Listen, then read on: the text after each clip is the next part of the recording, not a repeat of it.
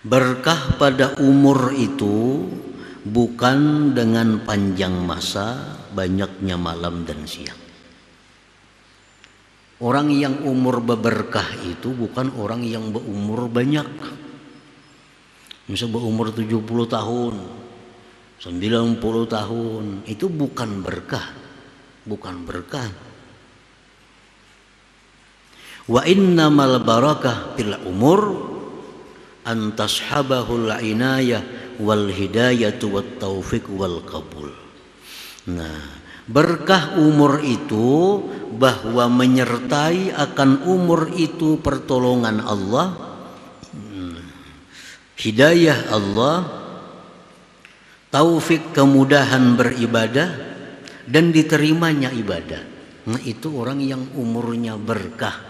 Bismillahirrahmanirrahim. Para muhibbin rahimakumullah, man barakallahu lahu bi umrihi bi an razaqallahu lahu al fitnata ma yahmiluhu ala intihazil fursah khasyatal fawat fayubadiru ilal a'malil qalbiyyati wal badaniyah wastapraga fi dhalik majhudah adraka fi yasirin minaz zaman al-minanal ilahiyah wal ma'arif ar-rabbaniyah ma la yadkhulu tahtal ibarah. Barang siapa yang diberkahi Allah umurnya, nah, barang siapa yang diberkati oleh Allah umurnya, dengan bahwa Allah berikan kepada dia itu kecerdikan, kepandaian yang mendorong akan dia atas mengambil kesempatan karena takut keluputan, maka dia bersegera kepada amal-amal baik, amal yang sifatnya batin atau amal yang sifatnya badan, dan dia habiskan kemampuannya pada yang demikian itu. Memperdapatilah dia pada sedikit masa akan nikmat-nikmat Allah, anugerah-anugerah Allah, ma'rifat rabbaniyah, sesuatu yang tidak masuk di bawah isyarat, di bawah ibarat. Artinya maksud daripada itu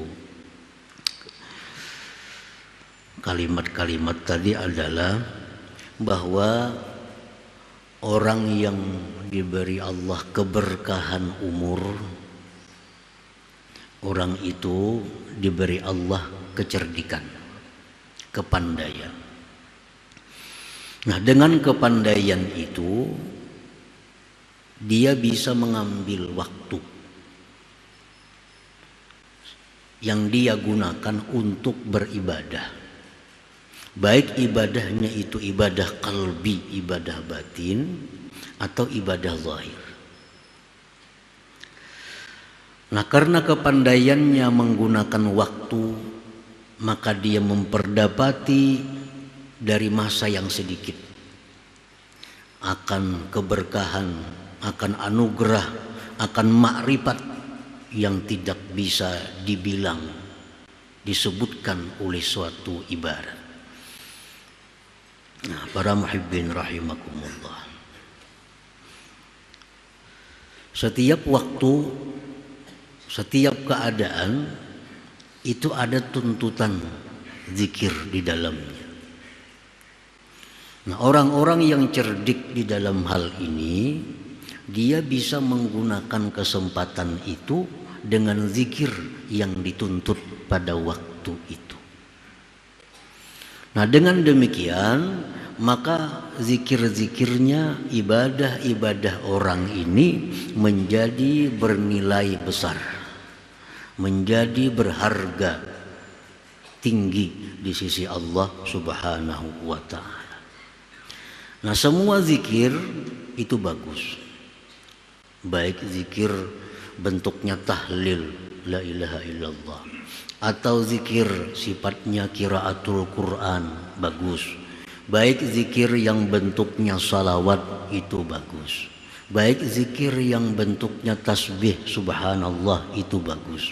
Tetapi ada waktu-waktu tertentu, keadaan-keadaan tertentu di mana bila kita gunakan keadaan itu dengan zikir yang diperintah di waktu itu, maka menjadi sesuatu yang bernilai tinggi di sisi Allah Subhanahu wa ta'ala. Nah, para muhibbin rahimakumullah, kita ambil satu contoh misalnya. Di waktu kita hendak makan. Di waktu kita hendak makan itu, zikir yang paling bagus yang dituntut adalah mengucapkan basmalah. Nah, bismillahirrahmanirrahim. Ini zikir yang paling bagus. Lebih bagus daripada kita membaca la ilaha illallah 100 kali. Misal hendak makan, la ilaha illallah, la ilaha illallah 100 kali hanya makan. Lebih baik kita membaca bismillahirrahmanirrahim sekali makan. Kenapa sebabnya? Karena yang dituntut pada waktu itu adalah membaca basmalah, bukan la ilaha illallah. Walaupun la ilaha illallah bagus dibaca, tapi untuk saat itu zikir ini, basmalah ini yang paling berharga, tinggi di sisi Allah Subhanahu wa ta'ala. Nah, seperti lagi habis makan. Habis makan zikir yang dituntut kepada kita adalah alhamdulillah. Itulah paling afdal zikir. Lebih afdal dari zikir-zikir yang lainnya. Karena Nabi kita secara khusus untuk sesudah makan itu, alhamdulillahilladzi at'ama li hadza wa razaqani min ghairi haulin minni wala quwwah. Nah, itu zikir. Nah, orang-orang yang diberkahi umur, dia diberi Allah kepandaian sehingga mengetahui mana zikir-zikir yang dituntut pada waktu keadaan tertentu. Nah, dia gunakan zikir itu sehingga amalan dia walaupun sedikit tetapi bernilai tinggi di sisi Allah Subhanahu wa ta'ala. Nah, para muhibbin rahimakumullah, orang hendak tidur, zikir yang dituntut di situ adalah zikir bismikallahumma ahya wa amut. Nah, contohnya itulah yang paling baik zikir. Itulah zikir yang paling bernilai tinggi di sisi Allah pada waktu kita hendak tidur itu. Bangun tidur, zikir yang dituntut di situ alhamdulillah alladzi ahyani ba'da ma amatani wa ilaihin nusyur. Nah, itulah yang paling tinggi nilainya. Nah, jadi kalau umur kita ini hendak jadi umur yang berkah, walaupun kita sedikit umur, sedikit amaliyah, tapi bernilai tinggi di sisi Allah Subhanahu wa ta'ala. Caranya adalah memilah-milih mana zikir, mana ibadah yang sesuai dengan waktu dan keadaan, sebagaimana yang diajarkan, diperintahkan Rasulullah sallallahu alaihi wasallam. Nah, para muhibbin rahimakumullah, al-barakatu fil umur laisat bituliz zaman wa kasratil layali wan nahar. Berkah pada umur itu bukan dengan panjang masa, banyaknya malam dan siang. Orang yang umur berberkah itu bukan orang yang berumur banyak. Misal berumur 70 tahun, 90 tahun, itu bukan berkah. Bukan berkah. Wa innamal barakah fil umur an tashabahul inayah wal hidayatu wat taufiq wal qabul. Nah, berkah umur itu bahwa menyertai akan umur itu pertolongan Allah, hidayah Allah, taufik kemudahan beribadah dan diterimanya ibadah. Nah, itu orang yang umurnya berkah. Orang yang umur berkah itu orang yang diberi Allah umur disertai dengan pertolongannya, hidayahnya, taufiknya, diterima amalnya. Nah itu yang dinamakan barakah umur. Dalam doa Allahumma barik lana fi a'marina, ya Allah berkahi kami pada umur kami, bukan panjangkan umur. Bukan panjangkan umur. Berkah umur itu bahwa umur kita disertai hidayah Allah, disertai taufik dari Allah Subhanahu wa ta'ala.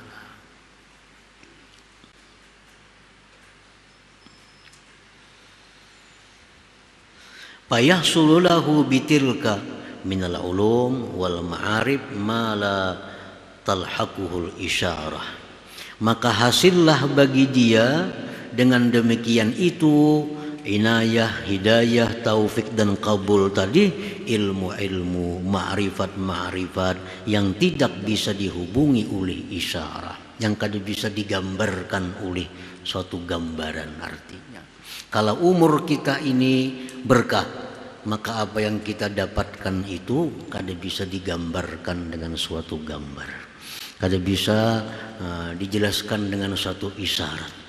Artinya apa? Begitu besar, begitu mulianya orang-orang yang diberi berkah umur itu.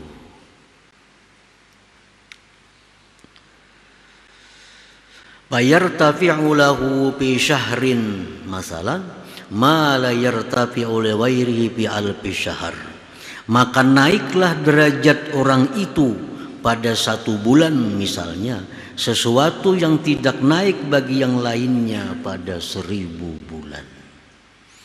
Orang ini beramal 1000 bulan, 80 tahun lebih, tapi umurnya kada diberkahi. Inya kada pintar memilih amal ibadah mana yang paling berharga di sisi Allah, mana amal ibadah yang paling disukai oleh Allah. Inya tahu beramal aja, cuma kada tahu mana amal yang paling disukai Allah. Kan amal itu ada martabat-martabatnya. Amal itu ada yang wajib. Wajib ini pun beberapa macam wajib. Mana wajib yang utama didahulukan, mana wajib yang nomor 2, mana wajib yang nomor 3, seterusnya. Setelah wajib ada lagi amal sunnah. Amal sunnah pun bermacam-macam. Mana amal sunnah yang utama, mana amal sunnah yang nomor 2. Nah kalau orang kada punya pengetahuan tentang itu, lalunya beramal kadang tanpa huruf. Yang wajib didudiakannya, yang sunat didahulukan, lalu kada jadi manfaat. Kada jadi manfaat. Hutang banyak bersedekah ketujuh. Kalau soal bersedekah ketujuh, tapi hutang ditagih orang kada pembayaran. Nah ini orang yang kada mengerti tentang agama, bahwa membayar hutang itu lebih utama daripada bersedekah. Nah sembahyang sunat ketujuh, sembahyang tahajud suka, sembahyang duha suka, sembahyang witir suka, tapi qadaan saling banyakkan lagi yang fardu belum dibayarnya. Nah sehingga ini amalnya ini bisa kada berharga di sisi Allah. Kalaupun berharga bisa murah harganya. Karena 1 rakaat yang fardu itu dibayar kena di akhirat dengan 70 rakaat yang sunnah. Serakaat yang fardu itu sama dengan 70 rakaat yang sunat.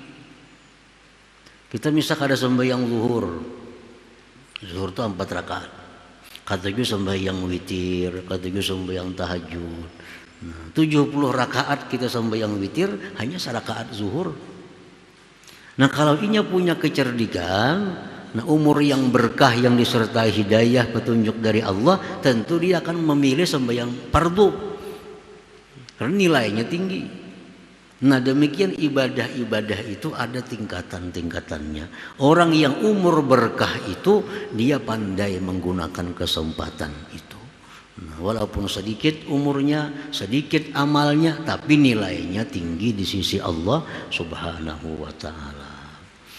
Nah, memberi orang ketujuh, memberi orang lain ketujuh, menyumbang sana, nyumbang sini, itu bagus. Tapi ya kalau ia biarkan orang tuanya dia biarkan dang sanatnya, inya biarkan kerabatnya miskin susah kada dibantu, itu menjadi kada berharga di sisi Allah. Nah, kenapa? Karena meninggalkan yang utama. Yang utama dibantu terlebih dahulu orang tua yang membutuhkan, keluarga itu lebih utama dibantu dari orang luar. Nah kalau ingin suka membantu orang-orang luar, nah kalau warga susah, kalau warga menderita dibiarkan, amal ibadahnya menjadi kada bernilai di sisi Allah. Padahal ibadah juga, karena inya kada pintar, kada dapat petunjuk di situ, lalu salah menggunakan ibadah, lalu umurnya kada berkah. Walaupun banyak ibadahnya, panjang umurnya, tapi amal-amalnya sedemikian tadi jadi kada bermanfaat, jadi kada berharga di sisi Allah Subhanahu wa taala. Sama hal orang menuntut ilmu. Nah, ilmu ini macam-macam ilmu, semuaan bagus. Ilmu tauhid, ilmu fikih, ilmu tasawuf, ilmu hadis, ilmu tafsir, banyak ilmu bagus semuaan itu. Cuma yang sesuai untuk dirinya itu apa yang ia perlukan. Jangan menuntut ilmu hadis kalau masih belum mengerti ilmu tentang fikih syariah, belum mengerti tentang sembahyang kayak apa nang bujur, wudunya kayak apa, yang belum mengerti itu jangan hendak menuntut ilmu masalah tafsir Quran. Nah, lalu menuntut ilmunya jadi kada bernilai lagi. Padahal menuntut ilmu itu termasuk ibadah yang paling tinggi di sisi Allah nilainya, pahalanya. Tapi yang dituntutnya ini salah. Mestinya tertib susunannya, yang dituntutnya ilmu supaya ibadah ini sah dulu kayak apa. Tuntung menuntut ilmu supaya ibadah ini sah, hanya menuntut ilmu supaya ibadah ini diterima oleh Allah. Karena kada semuaan ibadah yang sah itu diterima oleh Allah.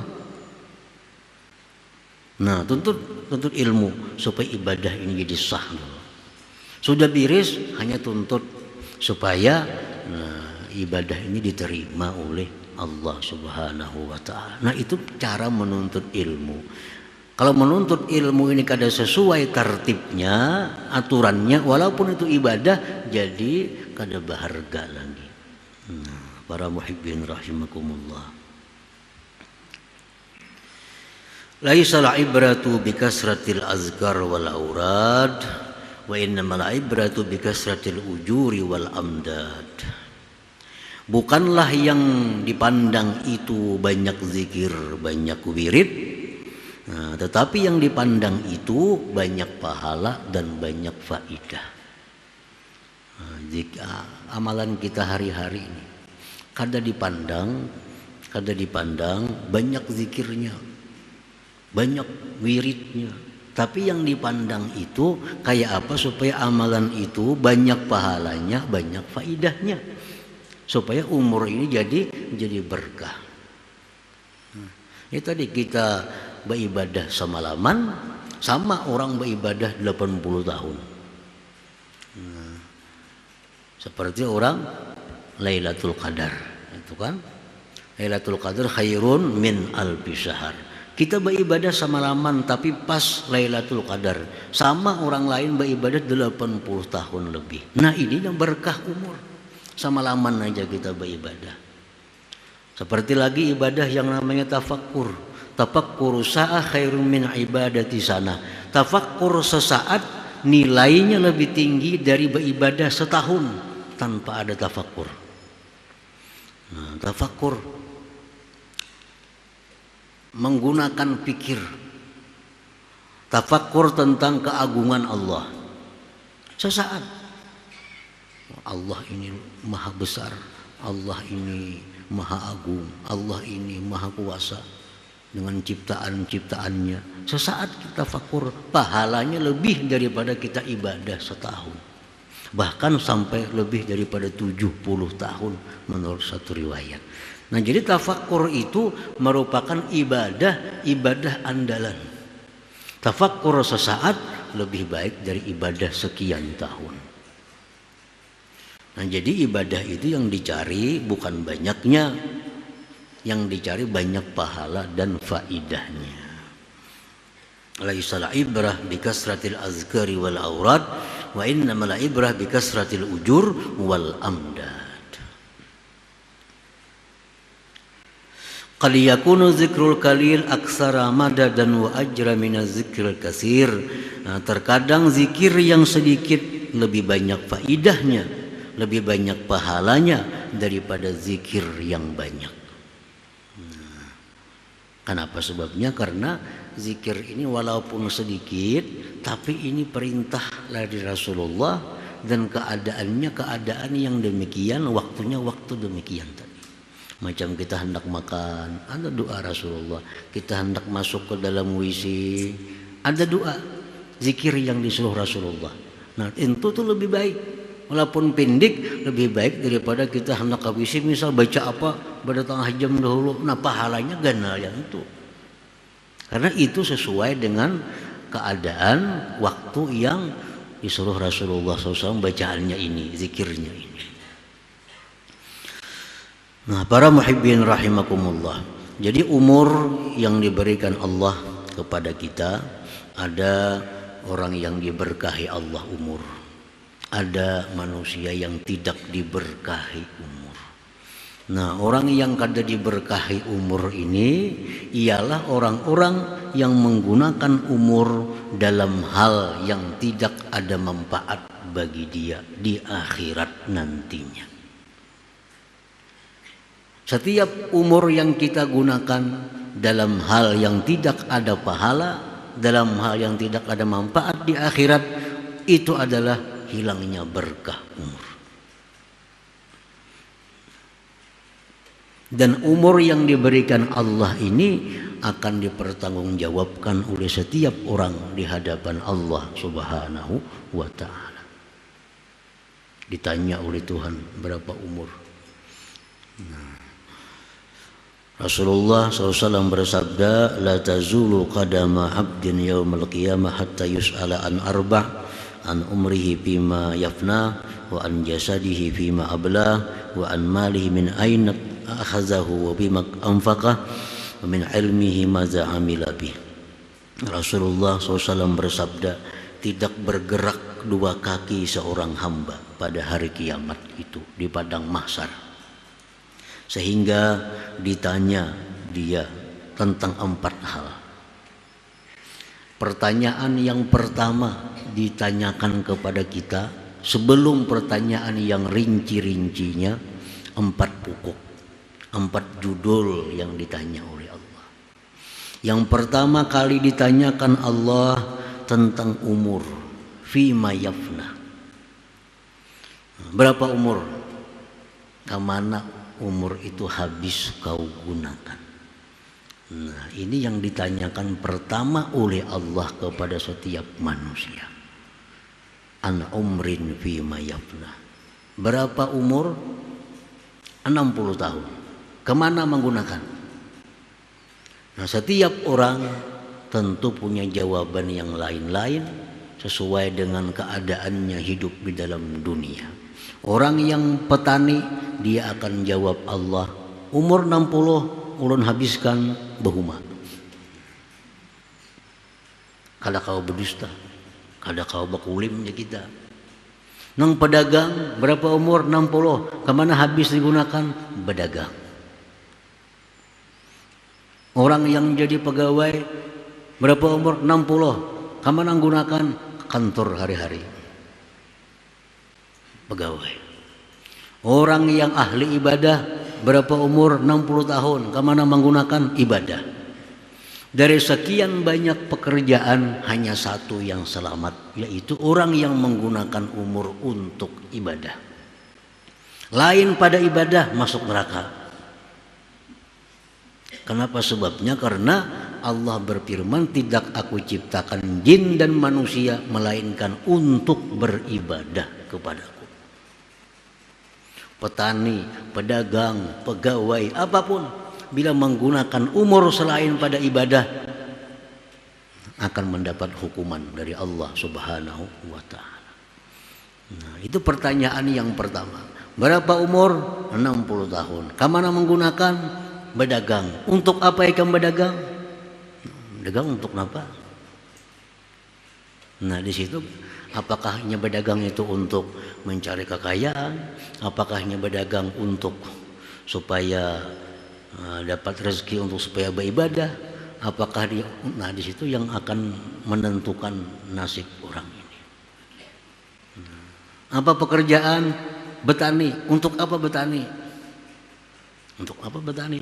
Apabila ujung-ujungnya untuk ibadah, dibuktikan oleh seluruh tubuh kita, tangan, kaki, semua bicara bahwa benar untuk ibadah, kita selamat. Lain pada ibadah, kada akan selamat karena kada sesuai dengan tujuan Allah menciptakan dia untuk beribadah kepada Allah Subhanahu wa ta'ala. Boleh berdagang, boleh bertani, boleh jadi pegawai, tapi asal tujuan untuk ibadah kepada Allah Subhanahu wa ta'ala. Lain pada itu akan celaka manusia. Karena menyalahi fitrah dijadikannya manusia untuk ibadah. Wa ma khalaqtul jinna wal ins illa liya'budun. Allah berfirman, tidak aku ciptakan jin dan manusia melainkan untuk ibadah kepadaku. Bila kita lain pada itu, kita bahaya, menyalahi yang dimaksud oleh Allah Subhanahu wa ta'ala. Jadi boleh aja berdagang, boleh aja bertani, pekerjaan halal boleh, asal untuk ibadah kepada Allah. Karena orang beribadah itu memerlukan dana, orang beribadah memerlukan duit. Kita kada kau beribadah kalau awak kita lemah. Kita kada kau beribadah kalau kita kada punya pakaian. Kita kada kau beribadah kalau kita kada punya tempat kediaman. Nah, jadi kalau kita bercari, berusaha untuk nukar ini supaya kau beribadah, untuk beli ini supaya selamat kita. Selamat kita. Nah, umur yang pertama ditanyakan Tuhan. Yang kedua ditanyakan tentang jasadnya. Arti jasad di situ anggota tubuhnya, matanya, tangannya, kakinya. Ditanyakan Tuhan lagi tentang hartanya. Dari mana dia ambil harta itu? Ditanya oleh Tuhan. Pertanyaan ini bukan artinya Tuhan kada tahu. Bukan Tuhan kada tahu. Tuhan tahu. Cuma untuk memberikan hujah kepadanya. Makanya Tuhan langsung, ini orang sudah baik buat ke surga, ini kada bagus buat ke neraka. Tuhan tahu, tapi untuk supaya inya ini jelas kenapa masuk surga, kenapa masuk neraka. Lalu ditanya, bujurkah ikam ini. Padahal Tuhan tahu, supaya inya ini jangan ada alasan kenapa masuk neraka, kenapa masuk surga. Nah, diulah sedemikian.